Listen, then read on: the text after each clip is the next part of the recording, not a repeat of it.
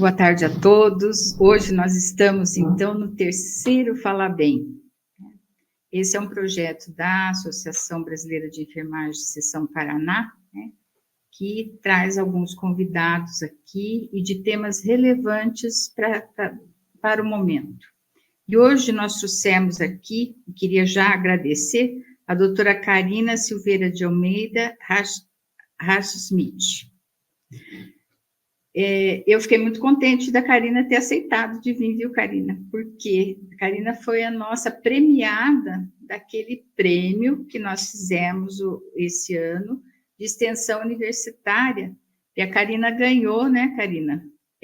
Com o projeto Fortalecimento do Cuidado de Enfermagem Gerontogeriátrico. Né? E quando eu li esse projeto, Karina, eu fiquei muito impressionada com a capacidade que você tem, o grupo de alunos que estava junto com você, né? E não por isso, tanto é que ganhou, né? E representa muito bem o que a enfermagem pode fazer nessa área, né? Mas eu queria que você falasse agora, Karina, sobre a sua trajetória profissional. Tá certo. Muito obrigada, eu agradeço imensamente de estar aqui, com muito prazer que faço parte desse momento. A minha trajetória sempre se voltou para a pessoa idosa, né, para a atenção à pessoa idosa, então a enfermagem é uma área que eu me dedico, que eu gosto muito, que faz parte do meu dia a dia com muita honra, e junto com ela também esse cuidado à pessoa idosa. Então eu me formei na graduação, depois fui para o mestrado, acabei fazendo mestrado em administração e mestrado em enfermagem, justamente por entender a importância da especificidade da área, e fiz doutorado também em enfermagem no Rio Grande do Sul. Hoje eu sou professora da Universidade Federal do Paraná, do curso de enfermagem, dos programas de pós-graduação, tanto do programa acadêmico como do programa profissional. E estou, neste momento, na coordenação do programa profissional. Então, atuando em pesquisas, nas disciplinas, tanto na graduação quanto na pós-graduação, na extensão, em relação aos projetos das pessoas idosas. Então, Karina, você faz parte do departamento científico de gerontologia da Associação Brasileira de Enfermagem daqui do Paraná, né? Sim. Queria que você falasse um pouquinho da tua participação nesse departamento, que nos ajuda muito, né? Né? Então, o departamento, ele é essencial, a gente está no momento do país, do mundo, né, de envelhecimento populacional, em que essa população, a gente sabe que tem uma projeção de triplicar, então a gente precisa olhar para esse público, e o Departamento de Enfermagem Gerontológica da ABEM, Paraná, ele é muito ativo. Então, todos os anos, a gente tem várias atividades de educação, atividades gratuitas, eventos que são realizados, todo com o apoio, né, de todos os membros, claro, do departamento e da organização. Então, inclusive, alguns das atividades voltadas ao projeto de extensão que foi contemplado no edital da ABEM, eles também tiveram parceria do departamento. Por exemplo, nós tivemos MOOCs, que são cursos autoinstrucionais, educacionais e gratuitos, que estão inseridos na plataforma educacional da UFPR aberta, né, e já convido todos os que estão ouvindo, né, se tiverem interesse de estar participando, fazendo cursos com certificação pela própria universidade, e que foram desenvolvidos, alguns deles, não todos, né, mas alguns deles em parceria com os profissionais do departamento, e que tiveram temáticas variadas. A gente teve um, por exemplo, que foi voltado ao idadismo, tivemos um que foi voltado à questão do próprio envelhecimento populacional. Junto com isso, nós também tivemos alguns eventos que foram realizados no departamento, inclusive junto com a Universidade Estadual de Maringá, e um evento muito interessante, presencial, que teve várias pessoas como participantes. Então, o departamento ele é muito ativo, ele participa de muitas atividades, ele sempre tem a ação e realização com produtos, com materiais que são divulgados e que possibilitam que a gente, de alguma forma, sensibilize a comunidade, a sociedade, os profissionais, a olhar para esse público que está envelhecendo e que precisa de um cuidado específico, um cuidado personalizado, direcionado, clinicamente bem feito, com uma avaliação importante dessas pessoas, né? E a gente sabe que isso precisa de um conhecimento, precisa de parâmetros, precisa de instrumentos de avaliação. Então, a proposta do departamento, ela vem muito nessa linha, de divulgar isso, de trazer essa informação, esse conhecimento, a educação e, ao mesmo tempo, também a sensibilização. Hoje, nós estamos com uma atividade muito importante, que é no Museu da Vida, inclusive, né, com encontros junto ao Museu da Vida. A professora Maria Carolina está junto nessa atividade, e são realizados encontros semanais. Tiveram vários já ocorridos e alguns que ainda vão acontecer. Todos eles no formato presencial e os últimos aconteceram no formato online por pedido das participantes. Então, já estamos com essa atividade este ano, quase que se concretizando, mas foi o foco do ano de 2024. Então, sempre com atividades muito importantes e oportunas para a própria sociedade em relação ao envelhecimento. Então, o departamento, ele atua muito, ele é muito ativo. Acho que esse é um ponto importante da gente destacar aqui, né? E quem tiver interesse também pode estar acessando os materiais na própria página da BEM, tem essas informações, e também nas divulgações que a gente faz em redes sociais, né, e nos espaços aí disponíveis para esses fins. Isso, e esse departamento traz um orgulho muito grande, justamente por essas atividades, né? A BEM também tem outros departamentos dentro de especialidade, e a gente conta com o departamento para nos direcionar para onde que a gente vai, né? E pensando nisso, no crescimento da nossa população, como é que você vê a questão do enfermeiro, essa especialização para o enfermeiro hoje?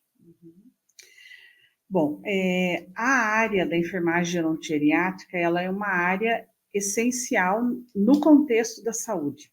Primeiro, porque eu já citei do próprio envelhecimento populacional, os desafios que a gente tem frente a esse crescimento da população.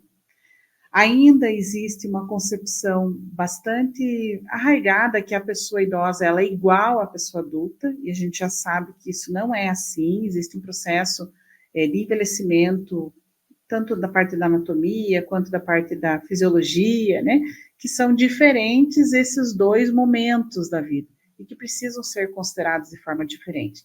Então, quando a gente fala que a pessoa passa por um processo de senescência, de envelhecimento natural, que é chamado de senescência, ou de senilidade, quando ele tem alguma patologia, né, que está junto e que acaba prejudicando muitas vezes, inclusive as funções, né, dos órgãos, as funções vitais, isso precisa de um conhecimento.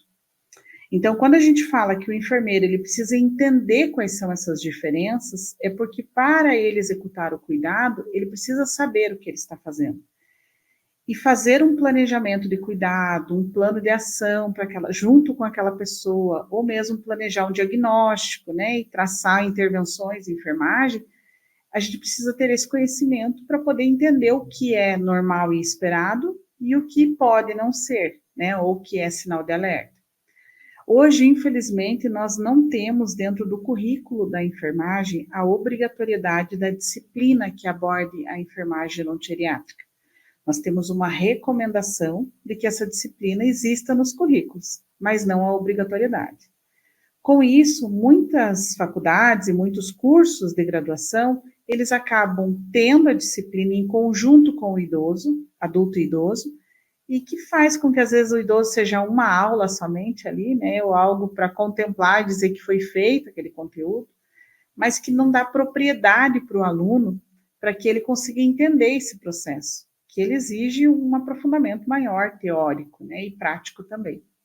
Então, o que a gente percebe hoje dos enfermeiros é que muitas vezes carece, falta, tem uma deficiência dessa formação, porque isso acaba repercutindo lá na prática. Então, quando eu pego, por exemplo, um cuidado à pessoa idosa e que eu digo que a gente precisa fazer uma avaliação multidimensional dessa pessoa, para fazer essa avaliação eu preciso entender o que acontece, por exemplo, com a parte cognitiva, com a parte funcional, com a parte até de vulnerabilidades, né, de riscos que essa pessoa pode ter. Quando eu penso, por exemplo, na questão funcional, na locomoção, os riscos de quedas, então eu preciso entender esse processo. E muitas vezes há uma dificuldade desses profissionais de conseguirem fazer essa avaliação, porque não tiveram isso na sua formação.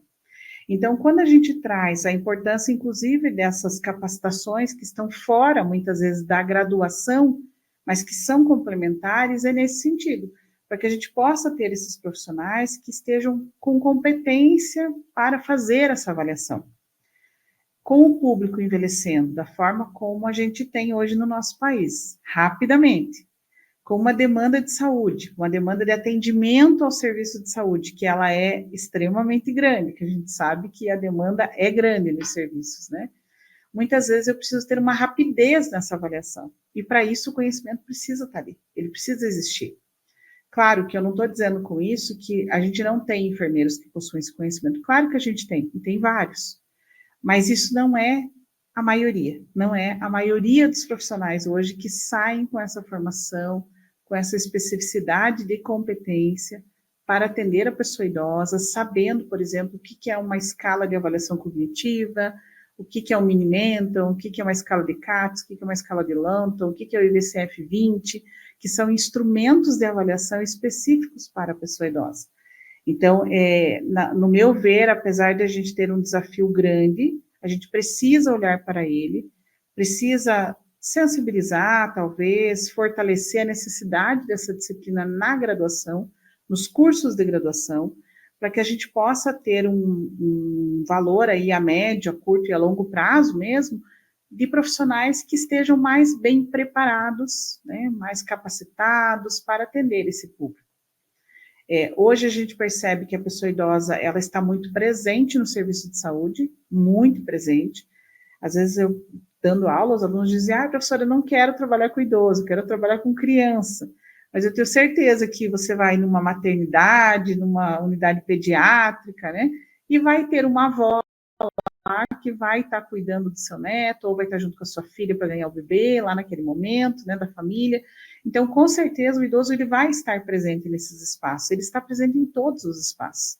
Então, não tem mais como a gente pensar que a única pessoa que precisa entender da pessoa idosa é aquela que vai trabalhar, por exemplo, numa instituição de longa permanência para idosos.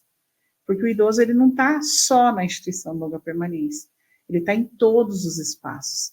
E essa eu acho que é uma conquista que a enfermagem precisa ainda fazer, se fortalecer, os profissionais precisam se capacitar, precisam entender essas diferenças, entender que o idoso ele tem diferenças em relação ao adulto, que ele precisa de um cuidado mais respaldado, mais voltado a essa avaliação clínica, com instrumentos de avaliação padronizados, validados no Brasil e no mundo, para que a gente possa fazer uma linguagem que seja com mais evidências científicas e com boas práticas voltadas a esse público.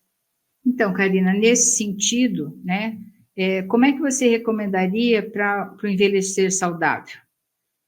O envelhecimento saudável, ele está sendo recomendado há muito tempo, né, pelos próprios órgãos mundiais, Organização Pan-Americana da Saúde, Organização Mundial da Saúde, o Ministério da Saúde. Nós temos no Paraná a linha guia de saúde da pessoa idosa, que é voltado também com a ênfase no envelhecimento saudável. E apesar dele ser um pouco difícil de ser executado, muitas vezes, né, as pessoas têm a dificuldade de se organizar em relação às demandas que geram o envelhecimento saudável, mas ele é muito fácil da gente saber quais são os critérios que fazem o envelhecer saudável. Então, é se manter ativo, ter uma alimentação saudável, praticar atividade física, estar em interação com as outras pessoas, não se isolar, não envolver um isolamento social. Ao mesmo tempo, também ter atividades que promovam autonomia e independência, que esse é o principal foco do envelhecimento saudável na linha da enfermagem gerontogeriátrica, é a pessoa se manter tomando as suas próprias decisões, se manter ativa em relação ao mundo, né? Seja no mundo do trabalho, seja no mundo social, seja no mundo familiar, mas que ele se mantenha ativo nesses espaços, né? E quando a gente pensa hoje na nossa população, a gente vê que muitos idosos, eles estão envelhecendo de uma forma muito mais saudável do que a gente tinha alguns anos atrás. Prova disso é que nós temos hoje pessoas que vivem muito mais, né, começando por esse aspecto, e também pela questão de que eles estão muito mais inseridos no âmbito social. Hoje a gente vê pessoas com 80 anos extremamente ativas, são pessoas que são reconhecidas pela sua capacidade, seja profissional, intelectual, né, ou mesmo da vida, da família. Então a gente percebe que esse envelhecimento saudável, ele pode ter várias frentes, vários olhares. Mas o principal é autonomia e independência. É que a pessoa consiga continuar tomando suas próprias decisões, continuar a ser ativo no seu dia a dia. E apesar de parecer isso um contrassenso, às vezes a própria família acaba limitando isso, por proteção, por medo, né? Então, eu tive, por exemplo, uma idosa que a gente atendeu há pouco tempo atrás, que ela não conseguia nem mais levantar para atender o telefone, porque a família tinha medo que ela caísse. Então, eles diziam, não, fica sentadinha no sofá, que a gente atende. Mas, às vezes, aquele hábito dela de toda vez levantar e atender o telefone era algo que fazia com que ela se movimentasse, que ela conversasse com alguém no telefone. Então, por mais que pareça coisas simples, são coisas que no decorrer do cotidiano, pouquinho todos os dias fazem diferença. A questão de fazer compra, às vezes o idoso é limitado, né, a família mesmo, ou as pessoas mais próximas, tem medo que ele vá com dinheiro fazer compra, com o cartão fazer compra, mas aos poucos isso vai trazendo uma limitação, porque a pessoa vai deixando de fazer. Então, ela vai deixar de sair, ela vai deixar de ir olhar o que tem no mercado, ela vai deixar de comprar as coisas no mercado, vai deixar de manipular o dinheiro. Isso tudo são coisas que, com o decorrer dos dias, trazem um quadro de limitação. Então, se a gente quer um envelhecimento saudável, a gente tem que acreditar que esse público, né, e claro que de acordo com cada situação, porque existem situações que existe limitação e que a pessoa não consegue realmente fazer, né, mas na proporção de que ela consegue, estimular que ela continue fazendo, estimular que ela continue ativa, porque é isso que vai manter ela viva dentro da sociedade. É verdade.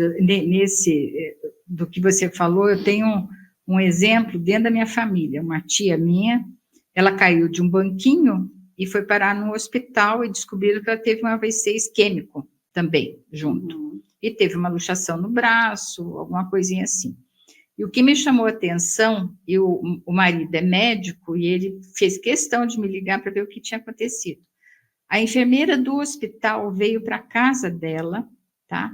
Para ver como é que era a casa, o que tinha de disposição dos móveis, tudo, né? E uma coisa que o meu tio falou assim, vamos mudar o telefone? Essa enfermeira falou assim, não, essa é a oportunidade dela sempre levantar, né?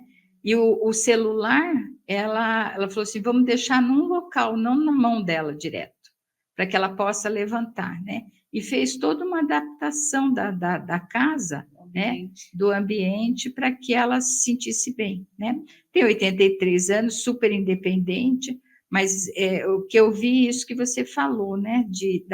Do enfermeiro estar fazendo essas avaliações, né, e adaptando para a realidade. Né? E o enfermeiro, Olga, ele é um dos profissionais dentro da equipe multiprofissional. A gente sabe que trabalhar com a pessoa idosa é trabalhar numa equipe multiprofissional, porque exige conhecimentos de várias áreas, né?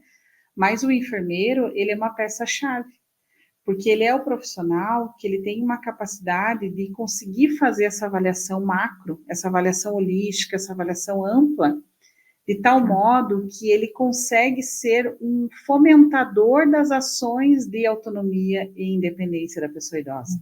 Então, ele fica numa atribuição, numa função que ele avalia clinicamente, que é uma função dele, né, profissional, inclusive, mas que ao mesmo tempo que ele avalia, ele também traz um apoio para essa pessoa, para que ela entenda como ela pode continuar agindo, de que forma que ela pode continuar na casa dela sem tantos riscos, que é isso que você está colocando do exemplo, né? E, ao mesmo tempo, também, ele possibilita fazer uma avaliação futura, posterior. Porque, por exemplo, nessa situação que você trouxe de uma ocorrência de quedas, claro que vai mudar a condição do antes e do depois. E o enfermeiro, ele tem essa capacidade de fazer essa avaliação do antes, avaliar quais são as estratégias para aquele momento e avaliar o pós, de tal modo que ele consegue comprovar também, cientificamente, que aquelas ações foram positivas ou não para aquele caso. E que talvez precise de uma adaptação, mas que faz parte do cuidado de enfermagem. Porque o que é o cuidado de enfermagem, né? É você olhar para esse momento, para aquela pessoa, para a necessidade dela, e se for preciso, você vai adaptar as suas estratégias. Então, eu vejo que o enfermeiro, dentro do contexto da saúde da pessoa idosa, né, do contexto da enfermagem gerontogeriátrico, ele é uma peça-chave dentro da equipe. E a pessoa idosa também, ela acaba criando um vínculo com esse profissional. Às vezes, por exemplo, na unidade de atendimento, a gente percebe que o idoso ele chega e ele quer ser atendido pela gente, ele não quer ser atendido por outro profissional, porque ele já criou aquele vínculo, você já sabe a história daquela pessoa, muitas vezes. E aí, dentro desse contexto, que é um contexto prático, mas que sempre eu vou trazer a repercussão teórica disso, né?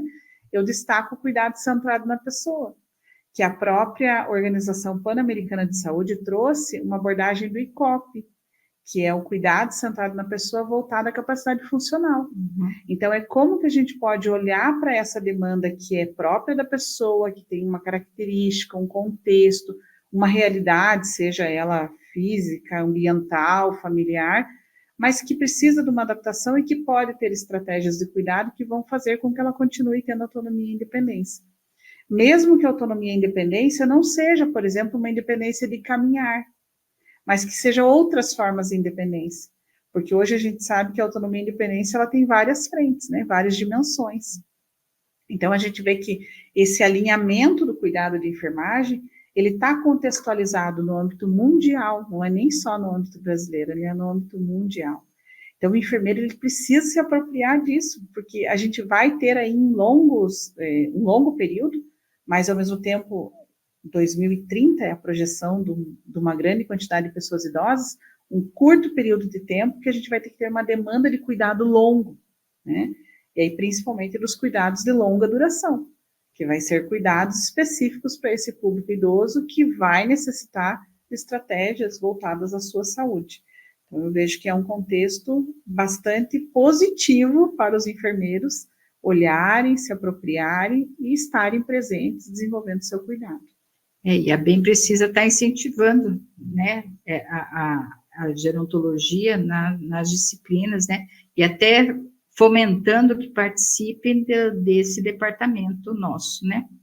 Então, você falando assim, eu fiquei pensando aqui que hoje o idoso, ele está envelhecendo melhor, envelhecendo também utilizando a tecnologia, né? Por exemplo, essa tia minha, ela fica com o celular o tempo todo, ela já manipula, ela já sabe mexer no celular bastante, né?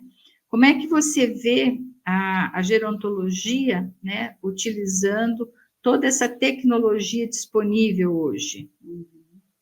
Bom, a tecnologia, eu vejo que ela é muito positiva para o cuidado em saúde. Eu acho que a gente tem que hoje olhar para esse contexto tecnológico e se apropriar dele, tirando o melhor proveito que a gente pode tirar, né? Nós temos, principalmente depois da pandemia, né, a utilização da teleenfermagem, que é uma ação muito presente nos serviços de saúde e que facilita muito o atendimento a esse público. Quando a gente pensa, por exemplo, em idosos que têm uma limitação funcional de caminhar, uma limitação física, muitas vezes, né, de estar se locomovendo até o serviço de saúde, a teleenfermagem ajuda muito. Nós temos, inclusive, as normativas profissionais que já foram disponibilizadas, né, pelo próprio COFEM, que facilitam essa ação, né, que respaldam essa ação do enfermeiro. Além disso, a gente também percebe que essas pessoas idosas, elas querem estar nesse mundo digital, elas querem participar desse mundo digital. Claro que existem desafios.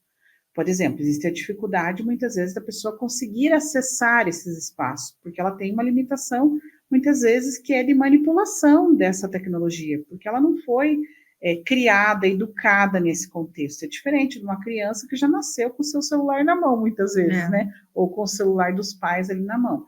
Então, a pessoa idosa, ela precisa ter um aprendizado em relação ao uso dessa tecnologia.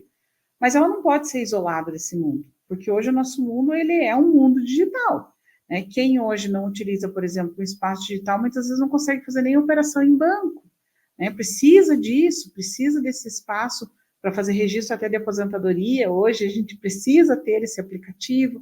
Então, não tem mais como a gente pensar nas pessoas idosas alheias ao mundo digital. Por outro lado, eu acho que também é necessário que a gente olhe para essas pessoas no sentido de também tentar estimular elas a aprender esse contexto, porque senão as fraudes também são grandes, né?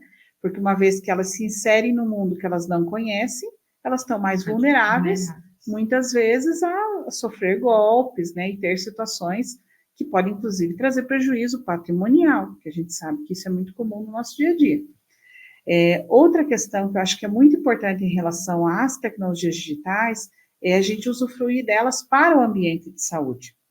Hoje nós temos, por exemplo, vários aplicativos de saúde que nos ajudam muito no contexto do dia a dia de prática profissional. O paciente hoje, ele pode ser uma peça-chave para ele trazer informações nesses aplicativos e que a equipe também vai estar ao mesmo tempo, né, simultaneamente, entendendo o que está acontecendo. Nós tivemos, por exemplo, um trabalho de uma aluna do mestrado do programa profissional, que ela fez a criação de um aplicativo voltado às pessoas idosas que estavam em cuidados paliativos e que moravam em localidades que tinham dificuldade de locomoção.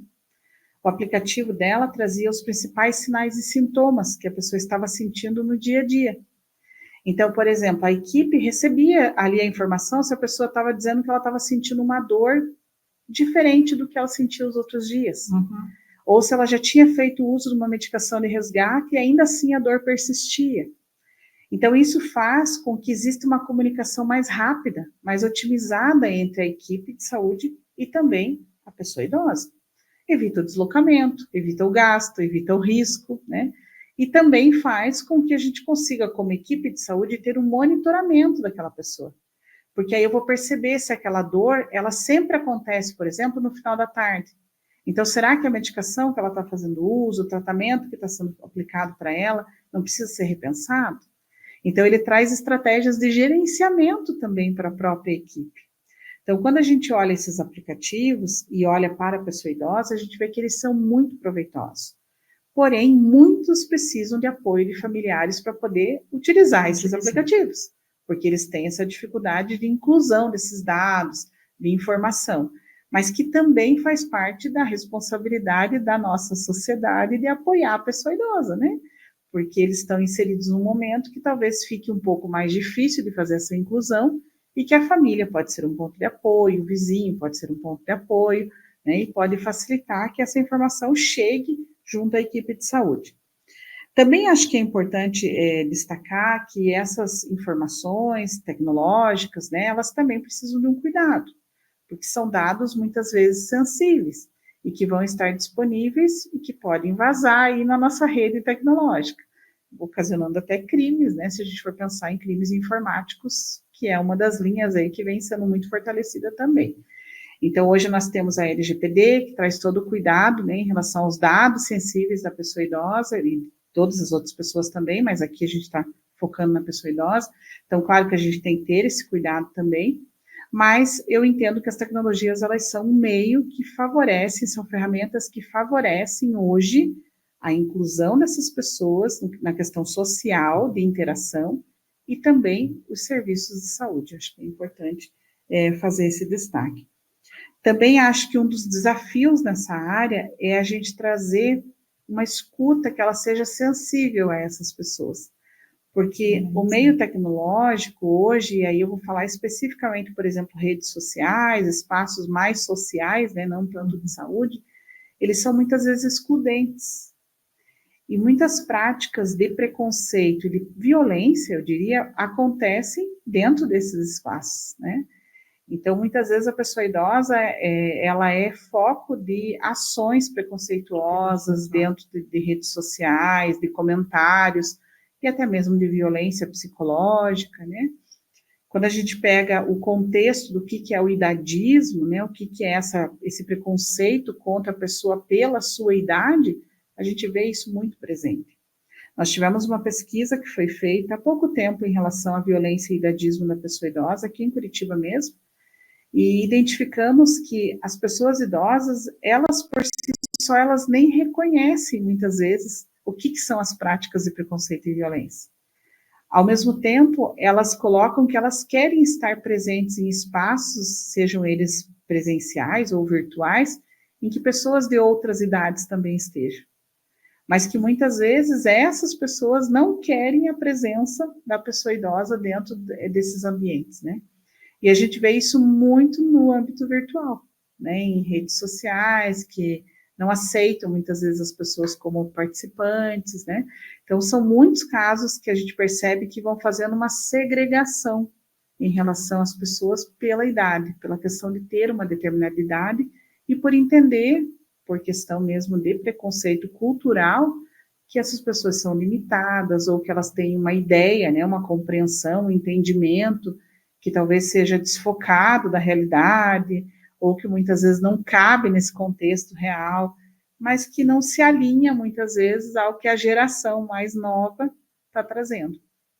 Então, nós temos também um trabalho de extensão que trabalha com a intergeracionalidade, que é para você abordar justamente a integração entre o público mais jovem e o público mais velho, para que a gente consiga fazer com que essas pessoas elas estejam inseridas no mesmo espaço e uma compartilhe o momento da outra, entendendo quais são suas dificuldades, entendendo quais são suas limitações, porque todos nós vamos ter, independente de ser idoso ou não ser idoso, né?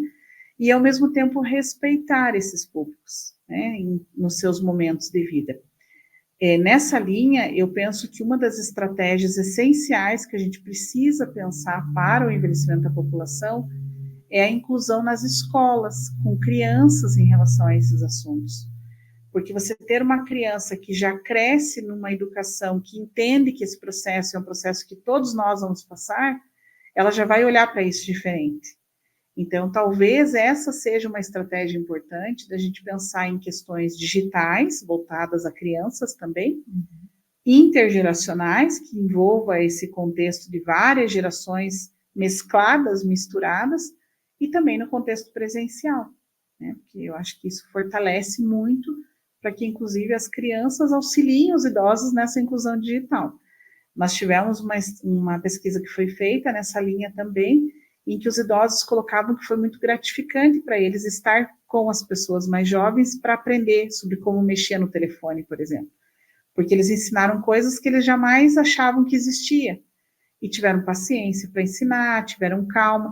Então, a gente vê que realmente a pessoa mais jovem, ela entende esse processo, ela consegue vivenciar esse processo, entender, e, ao mesmo tempo, a pessoa mais velha também entende a geração mais jovem, com, às vezes, um olhar que ela não tinha, coisas que ela não percebia que podiam existir.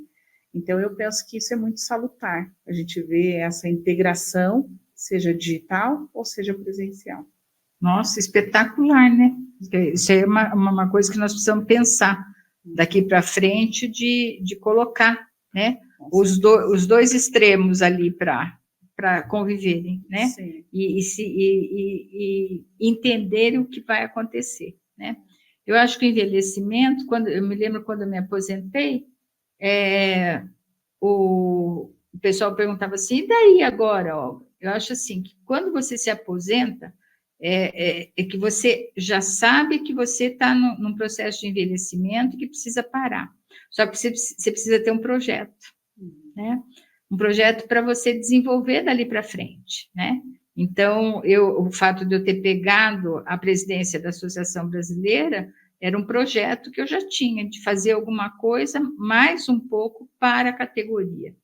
E você vê o quanto eu aprendo, né? Hoje, essa aula que você me deu aqui, nossa, estou levando para a minha vida, né? Com certeza, muito bom. Então, Karina, você falou em dois momentos aí, quer dizer, o desenvolvimento de um software, né, de comunicação, né, do idoso, da possibilidade, você falou da pesquisa. Então, você coordena um mestrado profissional, né? E vejo quanto que você já, por esse mestrado, o que você já trouxe de importância para essa área, né? Então, eu queria que você falasse um pouco sobre esse mestrado profissional. Sim.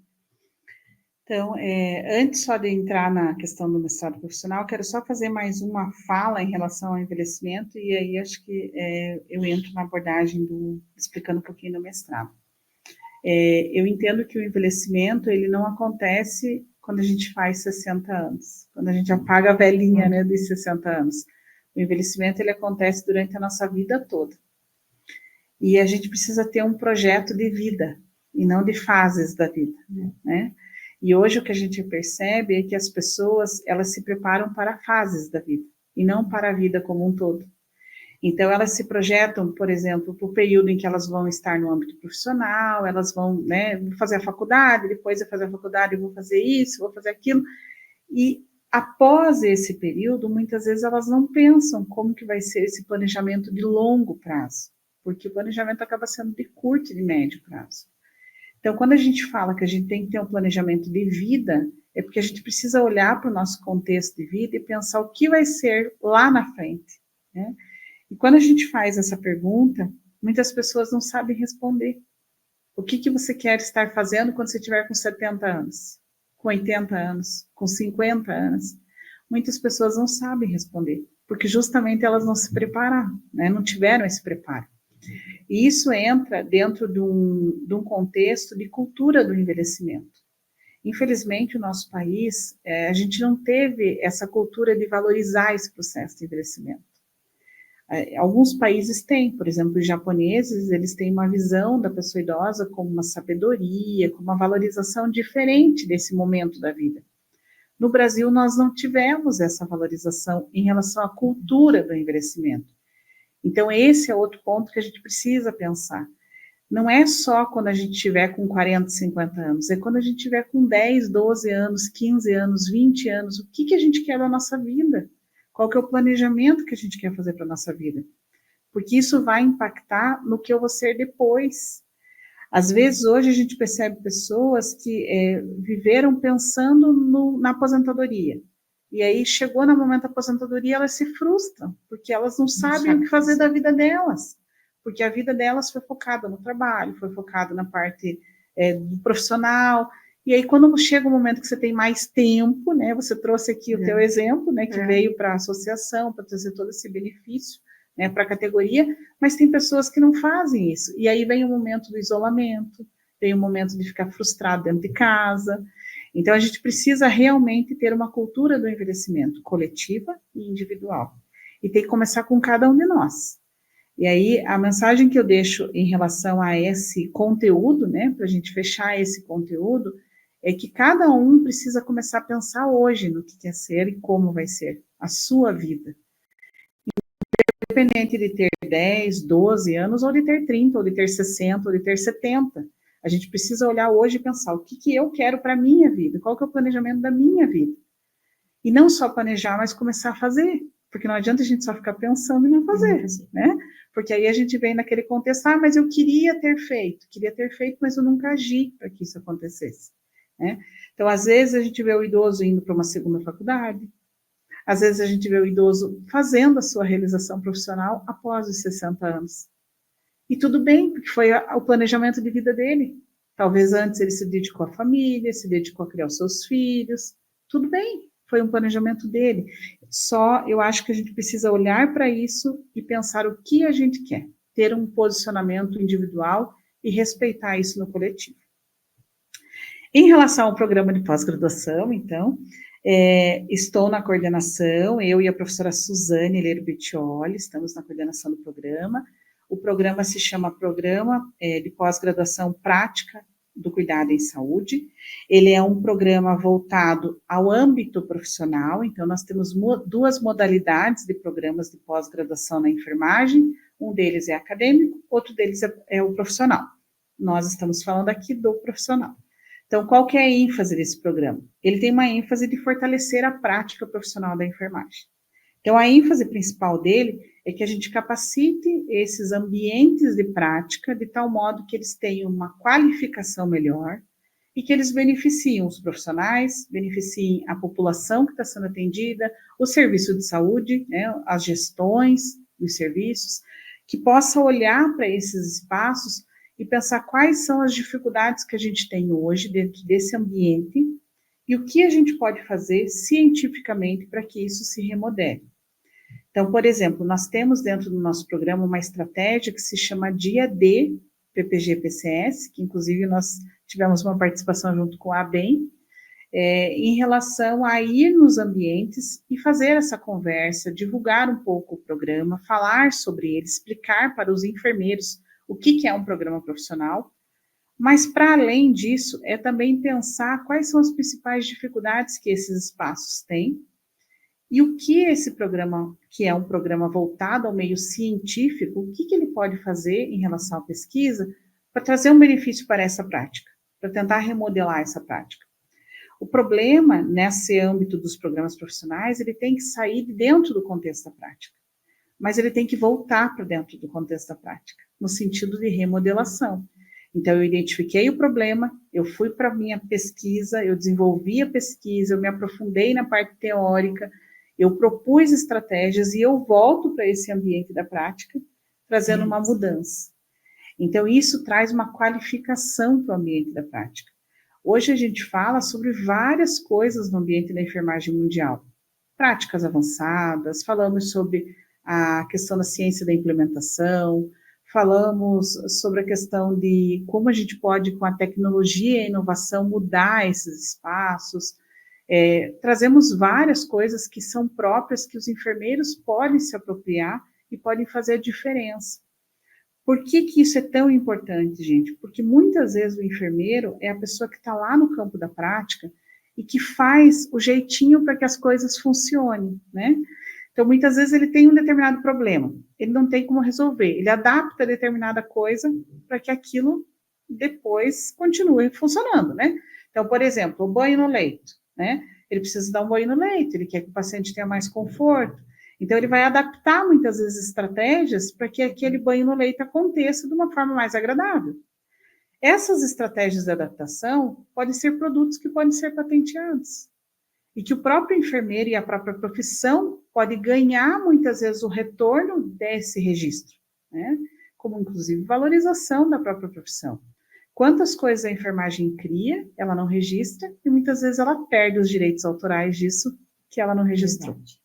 Então, quando a gente olha para o programa profissional, ele tem muito essa ênfase. Ele tem a ênfase de olhar o que a enfermagem tem no seu contexto da prática de problema, o que os enfermeiros podem estar desenvolvendo de solução e trazer isso, voltando para o serviço de saúde, numa forma de registro, numa forma de trabalho desenvolvido, numa forma de produto técnico e tecnológico.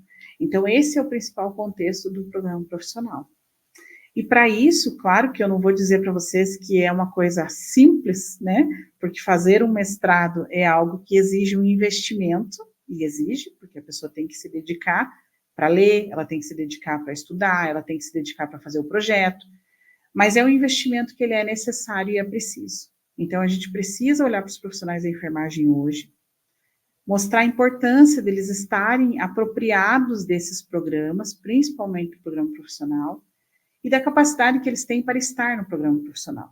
Porque, infelizmente, a gente ainda tem uma cultura da maior parte dos enfermeiros que eles não são capazes de fazer um mestrado. E a gente sabe que o enfermeiro ele é capaz de fazer, ele tem que fazer, a gente precisa melhorar a nossa prática. E o nosso programa profissional, ele está aberto, né, justamente para isso. A gente quer receber esses enfermeiros da prática, a gente quer que isso fique qualificado, que esses espaços melhorem, que as boas práticas venham para os serviços de saúde, onde estão inseridos os enfermeiros, né?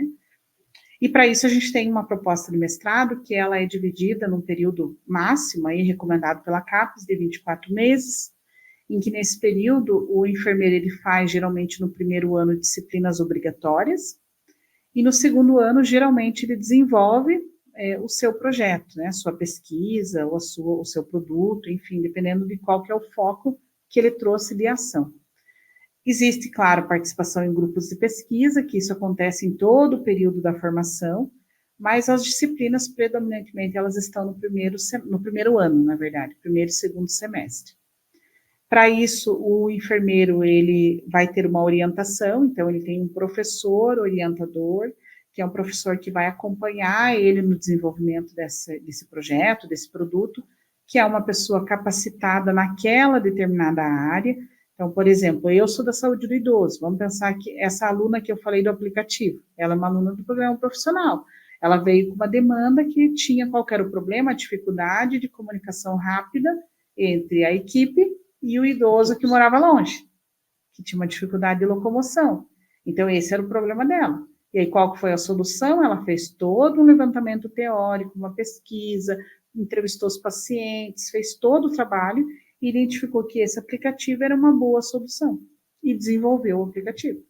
Então, vejam que é uma situação de problema que ela vivia no dia a dia dela, que ela trouxe para o programa, que ela fundamentou teoricamente isso, cientificamente, com base de evidência científica, e trouxe uma solução que voltou para o espaço da prática dela e que possivelmente vai trazer uma melhoria para aquele paciente que estava nesse quadro, né? Então, esse é o grande benefício do programa profissional, é a gente conseguir trazer para a prática qualificação e melhorias. Perfeito. E isso está disponível para os profissionais, e isso que é bom, né? E dentro da Universidade Federal. Isso, gratuitamente, né, Olga? O mestrado, ele não tem nenhum custo, tem o custo de inscrição da matrícula, né, matrícula não, desculpa, da inscrição no processo seletivo, mas ele não tem nenhum custo mensal, ele é gratuito, e o nosso edital, geralmente, ele sai no final do ano, ali dezembro, às vezes sai em janeiro. A seleção, ela acontece no primeiro semestre e as aulas geralmente iniciam no segundo semestre. Então, já fiquem atentos, né, quem tiver interesse, que possivelmente em dezembro a gente vai estar lançando o edital, e aí a inscrição geralmente fica uns 2 meses aberta, e depois vem o processo de seleção. Dentro do processo de seleção, geralmente tem uma prova escrita, e tem a proposta de um projeto, que a pessoa precisa pensar nesse projeto, né, e propor o projeto, e também uma entrevista numa banca. Então, essas são as etapas que geralmente acontecem dentro do edital. Mas, quando é lançado o edital, todas as informações estão lá. Então, vocês podem estar consultando todas as orientações, e quem tiver interesse também pode estar acessando a página do programa e pode estar buscando informações em relação aos docentes, aos grupos de pesquisa, às próprias dissertações e também aos produtos desenvolvidos. Nós temos um repositório de produtos na página que é www.prppg.fpr.br/site/ppgenf-prof/pb. Também nós temos as redes sociais, temos o canal do Instagram, o canal do YouTube, temos o Instagram e temos o Facebook. Então, também podem estar nos procurando. O Instagram é @ppgpcsufpr. Então, podem estar nos procurando nesses espaços e lá tem as informações que a gente lança diariamente em relação aos produtos, em relação aos trabalhos desenvolvidos e todos os editais que a gente disponibiliza para ingresso no nosso programa. Todos serão muito bem-vindos. Perfeito. Karina, eu gostaria muito de te agradecer, né? Foi uma aula sensacional, a gente aprendeu, tenho certeza que todos nós aprendemos muito com você, né? E sucesso na tua vida profissional, sucesso com o mestrado profissional, né? E vamos divulgar, sim, né? Eu acho que é uma grande oportunidade para a enfermagem, né? Mostrar o que faz. Né? É você estudar, né? Fazer um projeto aplicativo e modificar essa prática. Né? Palavra com você agora. Muito obrigada, quero agradecer imensamente a oportunidade de estar aqui. Para mim foi um prazer ter essa conversa, esse momento contigo, Olga. E mais do que isso, é poder também falar um pouquinho sobre a minha prática, falar um pouquinho sobre a importância da enfermagem gerontológica, né? Falar sobre a questão do nosso programa. Então, isso realmente é muito importante, porque faz com que a gente talvez tenha sementinhas plantadas aí nas pessoas que estão ouvindo e que, quem sabe, possam estar vindo conosco em prol sempre de uma enfermagem mais valorizada, mais reconhecida, mais qualificada e um espaço mais seguro, mais científico dentro do contexto da saúde. Muito obrigada.